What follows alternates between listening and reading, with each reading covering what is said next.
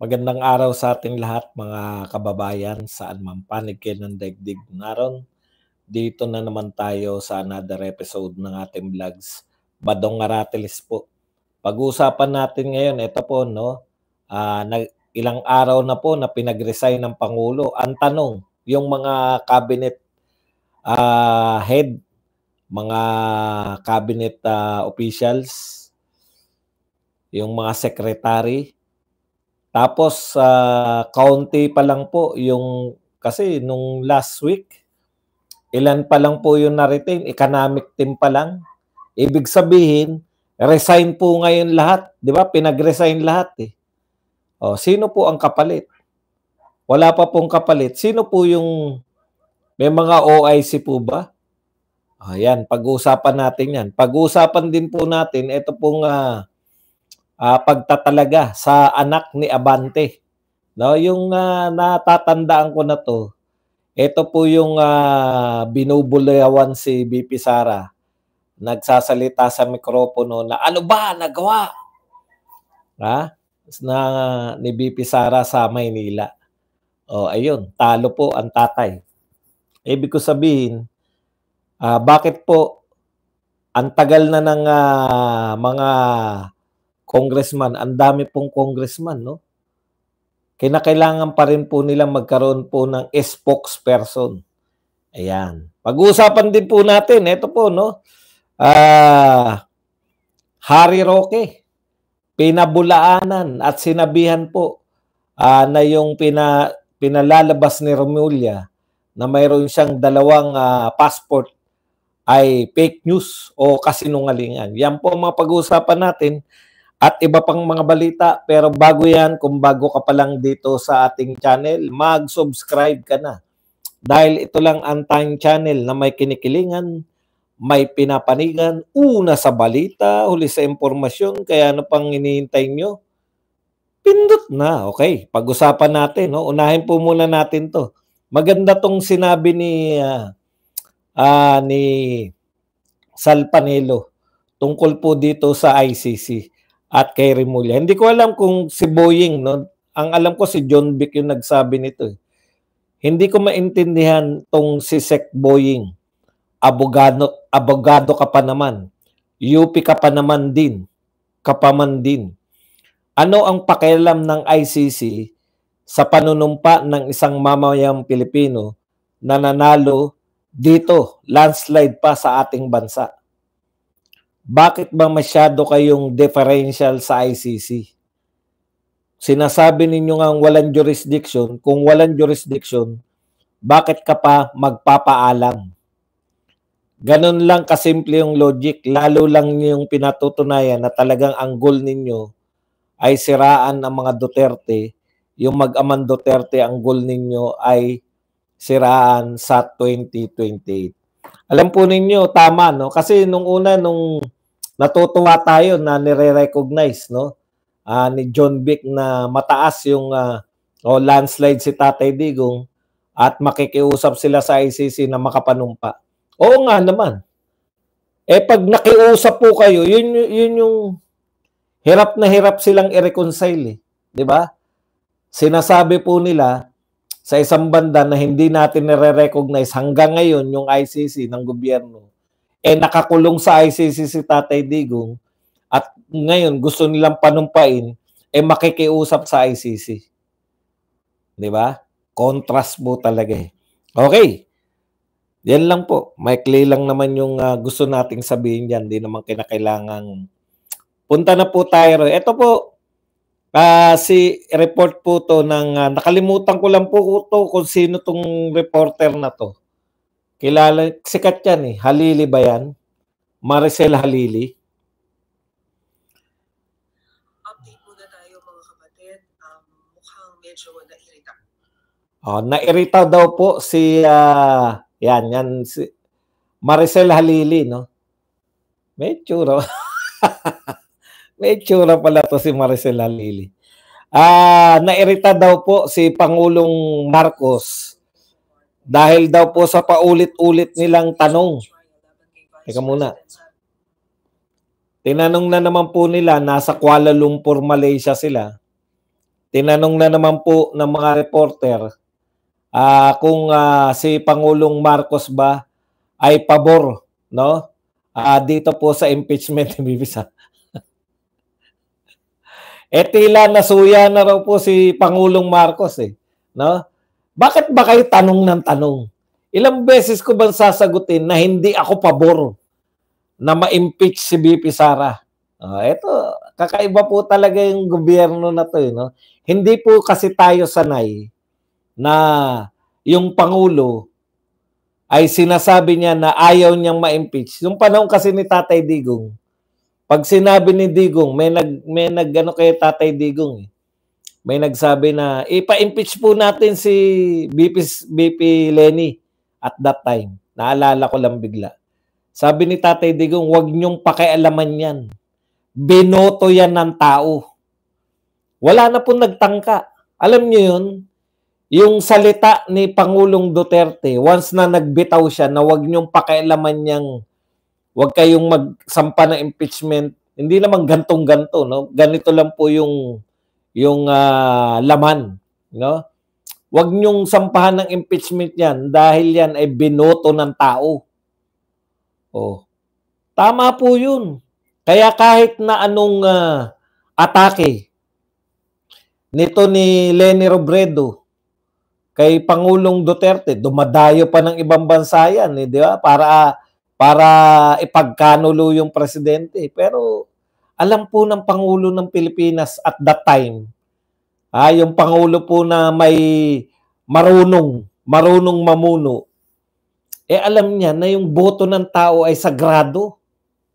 Hindi yung ilan lang kayong magpapatupad niyan, no? Okay. Oo nga po, yun nga. Yun nga po, hindi ko lang ang point ko lang po doon, hindi ko po siya kayang i-quote ng en toto, yung salitang salita. Pero ang point doon, ayaw ni Pangulong Duterte na tapos sumusunod po ang lahat.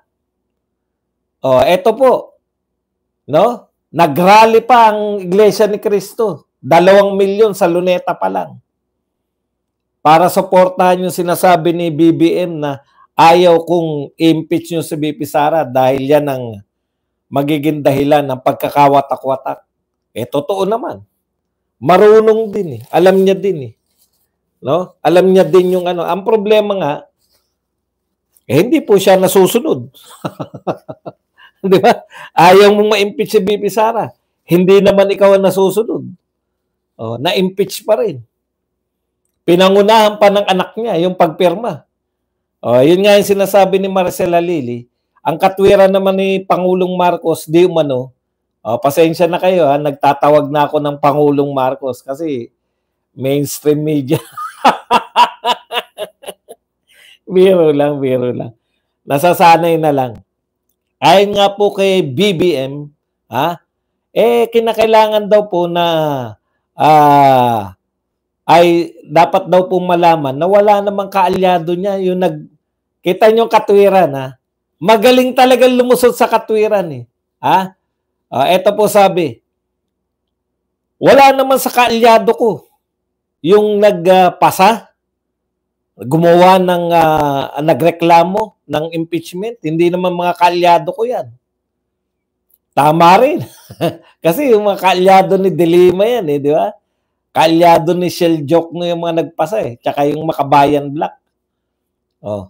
Pero ang tanong, mapapasa ba yan sa Senado? Mapupunta ba yan sa Senado kung hindi pumirma yung ang galing niyang tama yung sinasabi niya. Hindi ko kaalyado yung gumawa at nagpasa ng impeachment complaint kay BP Sara at saka yung mga yun nga, no? Yung nagpasa ng impeachment, hindi ko naman kaalyado. Pero may inuumit ka sa salita mo Hindi mo sinasabi na kaalyado mo yung mga pumirma kaya napunta sa Senado. Alam po ng taong bayan yan, Mr. President. Kahit ba mabuisit ka nauurat na siguro si Marcos na wala nang naniniwala sa sinasabi niya kahit po yung Malacanang reporter. yung mga Malacanang reporters, hindi na po naniniwala sa sinasabi niya. Yun yung problema, Mr. President. Kaya kayo kinukulit. Bakit kayo kinukulit? 'Di ba? Sa isang matinong tao, yung isang salita, okay na yun. Sa kaso po ninyo, hindi ko po sinasabi na hindi kayo matino. Sa kaso po ninyo, Mr. President, ang dami na pong instance na iba po resulta. Sinabi niyong ayaw niyong ma-impeach si BP Sara, na-impeach si BP Sara. Ayaw niyong makipagtulungan sa ICC, walang jurisdiction ng ICC, nakakulong si Tatay Digong sa ICC. Laging nakakontra Kontra-kontra po ang inyong sinasabi sa nangyayari. Kaya po lagi kayong tinatanong. Tapos naiirita kayo. Dalawa lang po yan. It's either hindi kayo sinusunod ng mga sinasabi nyong kaalyado or iba talaga ang nasusunod sa Pilipinas. Nakalimutan ko sino ba nagsabi? Si Amy, no? Si Amy Marcos, kapatid mo mismo nagsabi na pinakikinggan mo kasi mga bulong ng Romualdez at Araneta. Yun yung problema Anak mo nanguna sa perma Ano po ibig sabihin nun? Hindi naman dinideny ng anak niya na pumirma.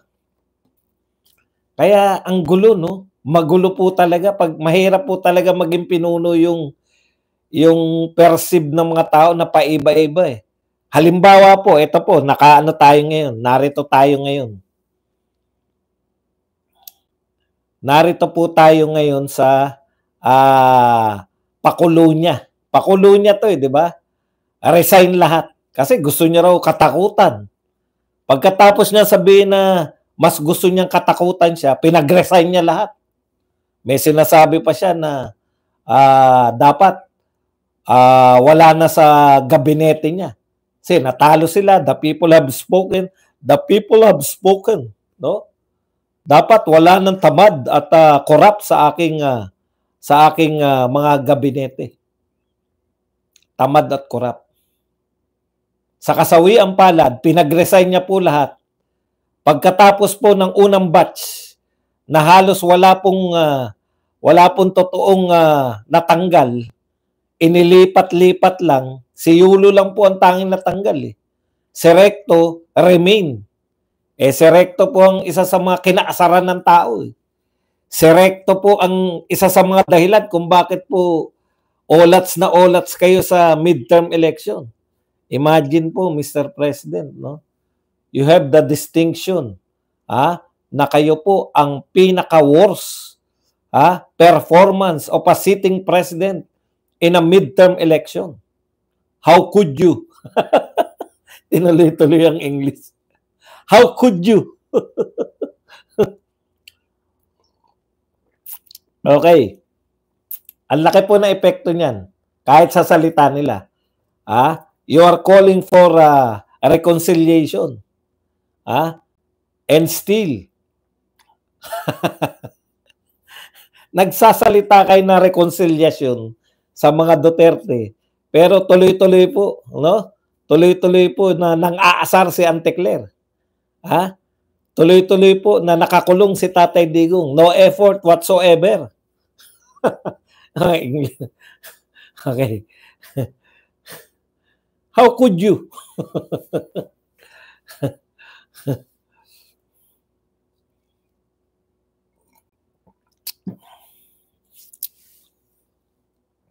Ay, bukas po manood po kayo. Ang guest po namin, nakakapanayamin. Bukas, si Senator Bato, straight from kung saan man siya naroon. Alam ko, nasa Dahig si Senator Bato. Straight from Dahig, Netherlands. Makakapanayam po natin bukas. Ayan. Okay. Tignan natin ano lang po natin. Isa-isahin po natin. Alam niyo po sa gobyerno, bawal po yung walang ano. Halimbawa po, ito sa karanasan natin na may kakilala kasi tayong principal na pogi. Alam niyo po, simple lang po yan. Principal, isang eskwelahan lang po ang hawak niyan. Pag yan po, nagkaroon po ng seminar, halimbawa, nag-seminar yung isang principal, 3 araw sa Baguio, 4 na araw sa Baguio City. Aba, hindi po pwedeng walang OIC yung eskwelahan. Hindi po resign yan, ha. Kaya takang-taka po ko anong uri ng gobyerno meron tayo. Nakabinbin po, nakaresign po. Ha?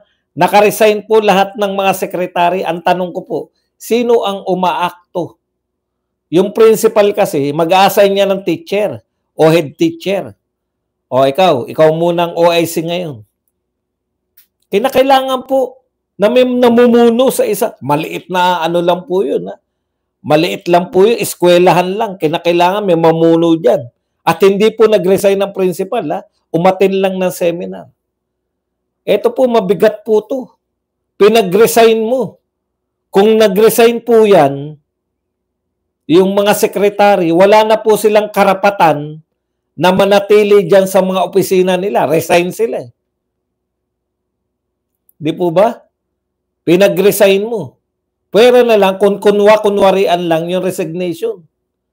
Kasi po, automatic po yan. Once na-resign, dapat may mga OIC. Ang tanong ko, may mga OIC na po ba? Parang sila pa rin eh.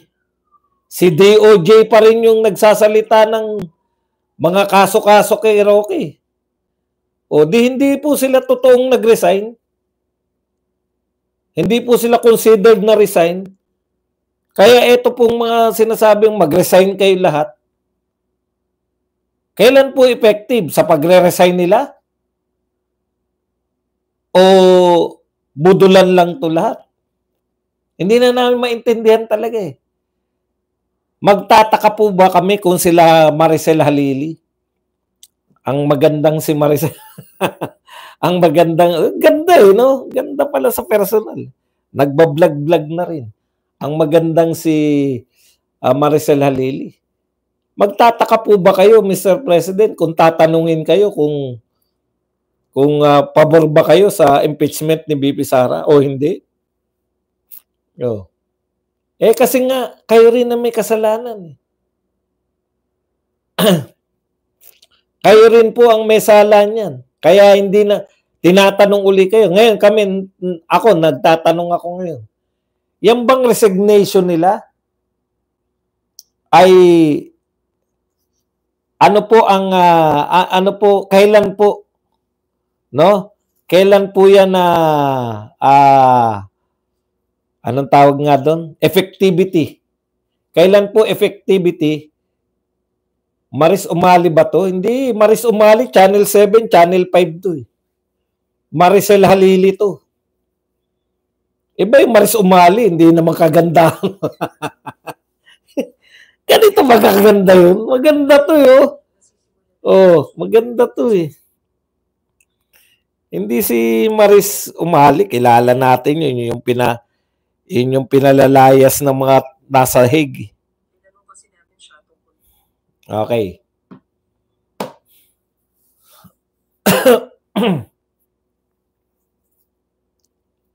Resign po sila eh. Ibig sabihin, wala pong effectivity yung resign.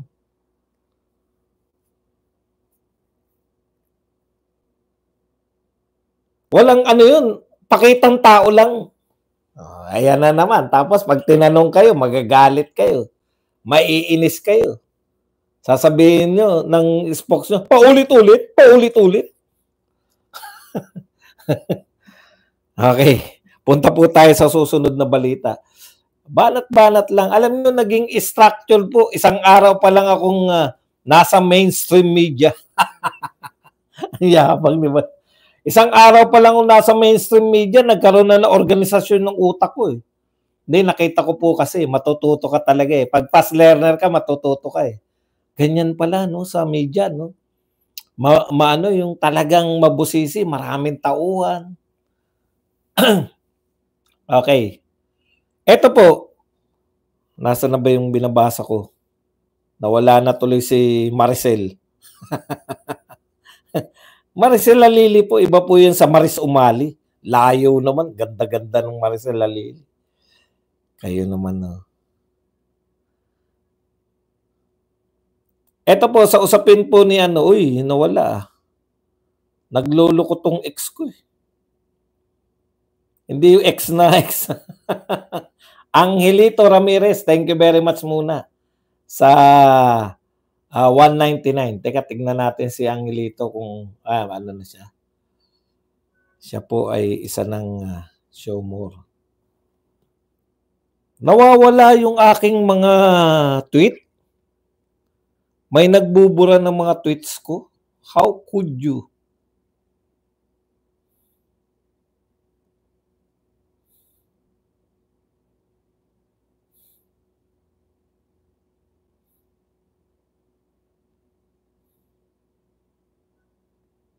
Eto, hindi. Ano lang pala. Patrick, mabilog na to. Ang layo na nito. Aba, may nagbubura ng tweets ni Badong. Yung naalala ko po, eto, poporihin ko po si Tol. Ang galing mo talaga, Tol. Sabi ni Tol, Tol Tolentino. Kasi problema po ng mga may sasakyan, dumadaan sa EDSA. Kalahating linggo na lang po nila. Nawawala yung mga tweet ko kanina. Kanina ko pa napapansin yan, kaya dito ako tumitingin. Ito, sumunod na rin. Matindi to. Kinakailangan ko na siguro mag-verified. Yung talo ng si Tolentino. Ang sabi niya, maganda po yung panukala niya. Tapos may 11 na tong kasunod. Yung mga nauna kong tweet kanina, para yun kasing ginagawa kong basehan ng aking topic. Naglaho na. Okay. Sabi po ni Tol Tolentino, kaysa add even po kasi, halimbawa, ay MWF ba? Ano na nga yun sa parang add even, di ba? Pag add number ka, hindi ka pwede ng MWF.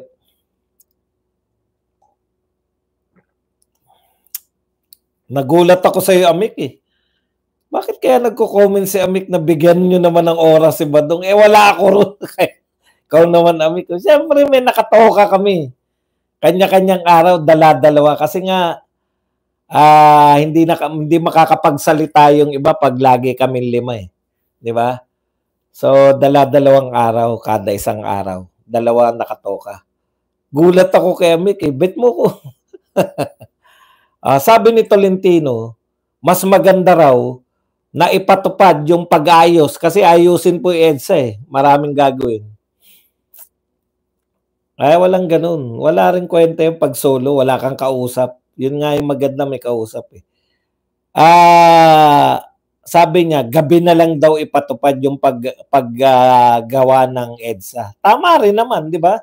Halimbawa, madaling araw, yung alas 11 na ng gabi, wala nang ganong, kung alas 10 o alas 11 ang magsisimula sila ng paggawa hanggang alas 5 ng madaling araw. 'Di ba? May utak talaga to si Tol . Ang problema mo, Tol, masyado kang matalino. Sa katalinuhan mo, bumaligtad ka sa Duterte. Yan yung sinasabi ko sa iyo, Tol . Masyado kang matalino. Kanina may nakita ko na parang tinanggihan ni Katunying yung pagiging PCO secretary, no? Kaya lang nawala. Nawala na yung tweet ko na yun. Hindi ko na mabasa ngayon, hindi ko na pwedeng ibalita. May nangyayari sa akin sa mga tweet ko ngayon. Parang okay. Sa madaling salita, ang ganda ng sinasabi mo, kaya lang hindi ka wais. Hindi ka kasi Tol. Wala kang, ano ba yung tawag sa atin? Loyalty. Ayan. Loyalty. Yan, no? 10 p.m. sa UK. Bakit hindi pwede? Bakit kinakailangan nyo abalahin lahat ng motorista? Para maramdaman namin na may ginagawa kayo. Okay. Punta na po tayo rito. Kay Harry Roque na agad. Kasi baka mawala na naman to . Sabi niya, binabalita kasi, may press con si Boying Remulla. Napanood ko po yung press con ni Boying Remulla.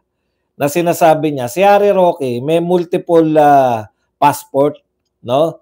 Binabago niya lang, malamang daw, binabago niya yung mga ibang letra ng kanyang pangalan.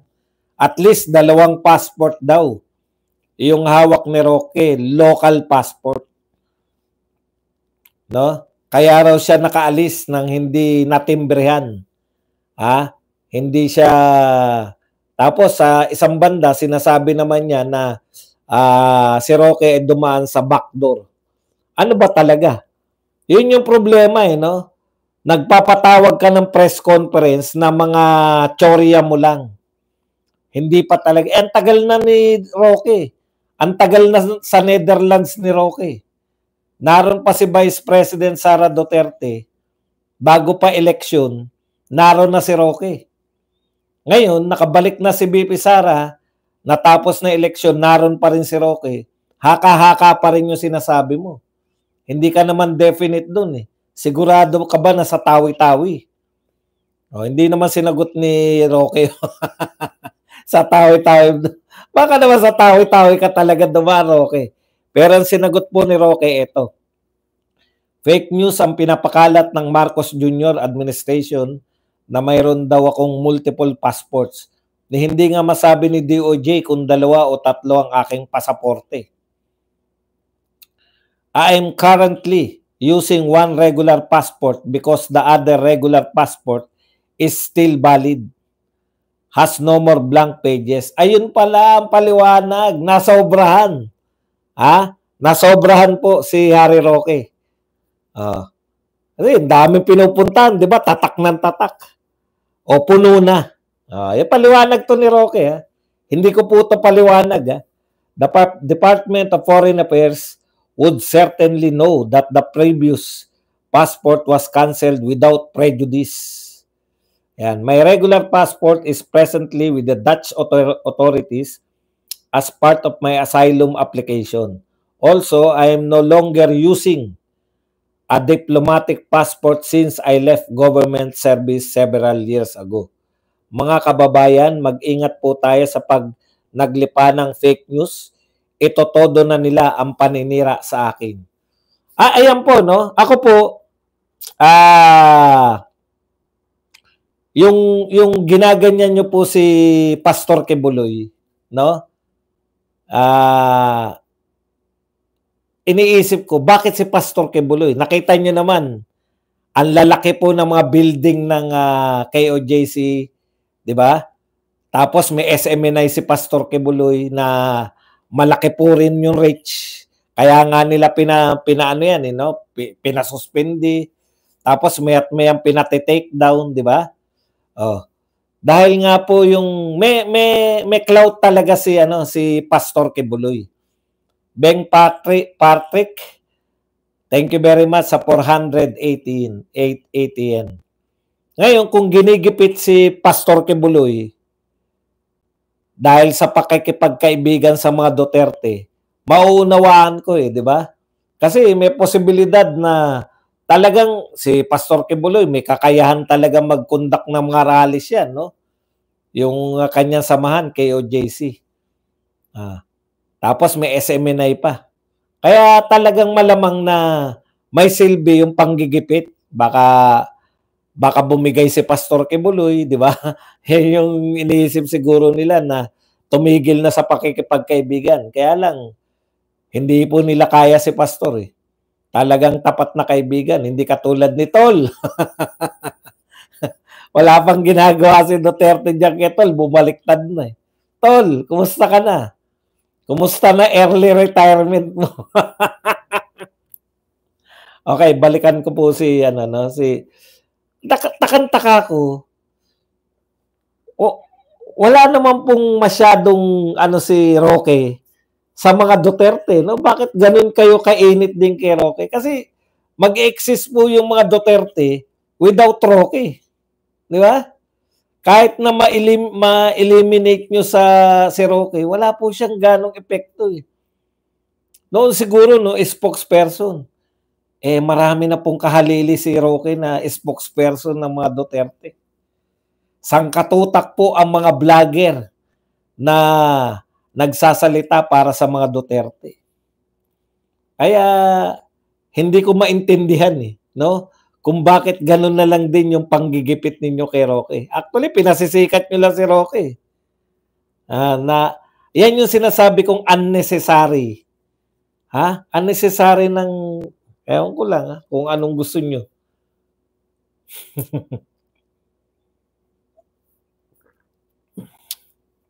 Okay, punta na po tayo. May bago po. Yung anak po ni Abante na grabe rin magsalita labang kay BP Sara. Kinuha na po na spokesperson ng House of Representatives. Ako, nakikita ko to, bakit kumuha na po na spokesperson ng House of Representatives? Hindi po kasi umuubra yung sila Kunggun, yung mga mahilig mag-presko niyan Si Kunggun, si Asidre, si Adjong, yan yung mga mahilig mag-presko. Yung natalo. Yung natalo si anong pangalan nun?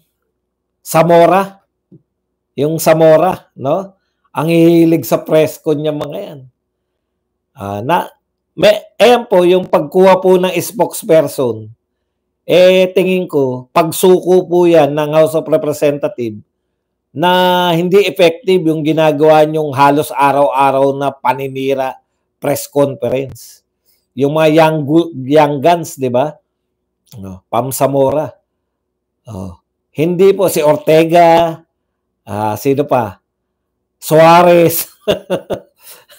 Imbis na, lalo na si Asidre, makita mo pa lang si Asidre, putya, iba na nararamdaman mo. Ako, pag nakikita ko si Asidre, sumasakit bato ko. Lechon. Lechon na.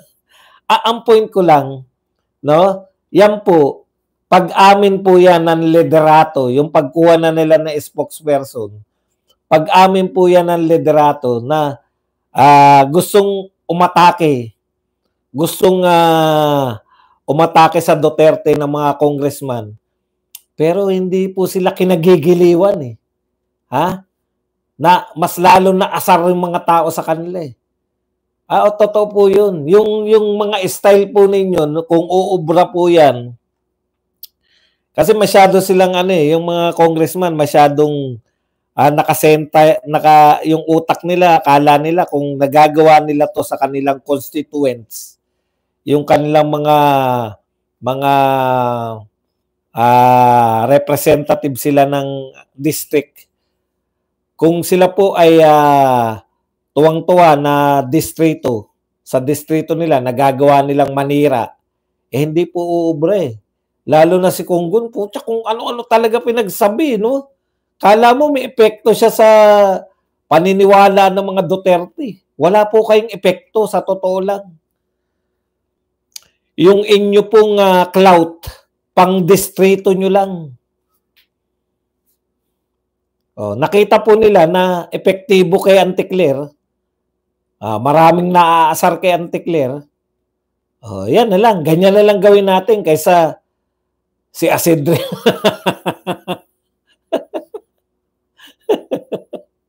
Kaysa kay Asidre tsaka kay Pam Zamora po.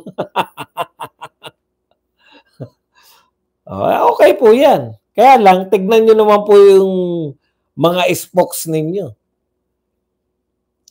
Yun yata kwalifikasyon nila mga yung kayang makipagsalitaan. Kasi yung mga kaya napipikon, yung mga sila Kunggun, sila Ortega, iba pa, sila Suarez. Pikon na pikon kasi hindi po sanay sa mga laban ng mga Duterte. Ang mga Duterte, sabi nga, away kanal Sabi nga ni BP Sara, pwede kami away kanal. Pwede si BP Sara ng pangmatalinuhan. Pwede rin siya sa away kanal.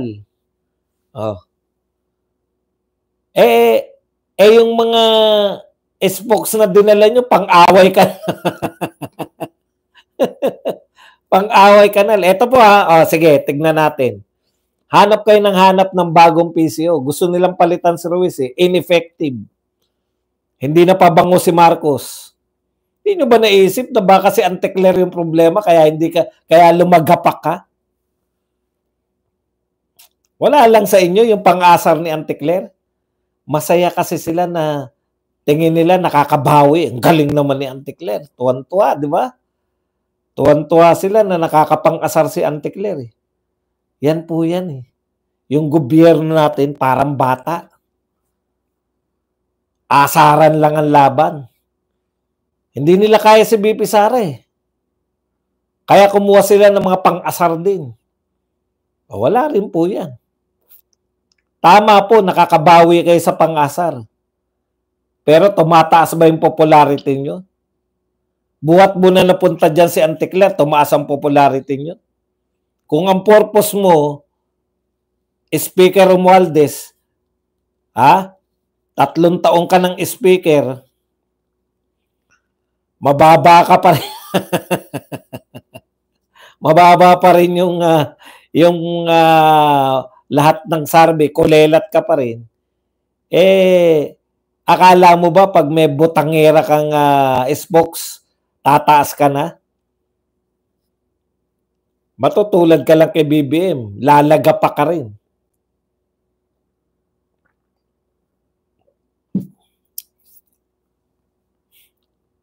Oo nga pala. Kung talagang nagagalingan kayo kay Claire, bakit hindi siya gawin yung PCO?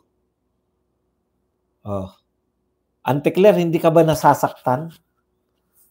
Feeling mo, ang galing-galing mo na, di ba? Kaya mong banatan yung mga Duterte araw-araw.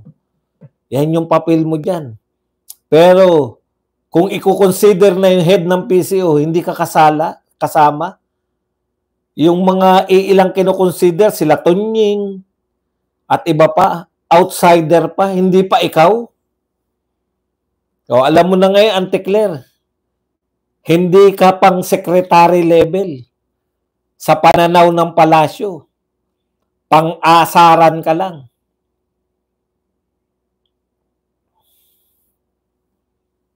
Ako po, napuna ko yan eh. Yung ginagawa nila ngayon sa Duterte yun, asaran lang yan. Yung ginagawa nila Crispicio, asaran lang yan eh.